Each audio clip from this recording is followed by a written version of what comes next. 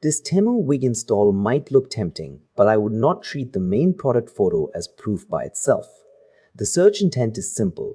People want to know if this is worth buying or a cheap mistake. For this beauty item, I would check 3 things before buying. First, whether the listing shows the real size and material. Second, whether buyer photos match the promise. And third, whether low-star reviews repeat the same complaint.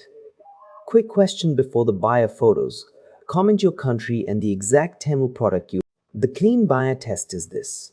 If the review photos prove the exact use case, it can still be interesting. If the listing only has polished images and vague claims, I would wait or compare it against an Amazon listing with clearer reviews.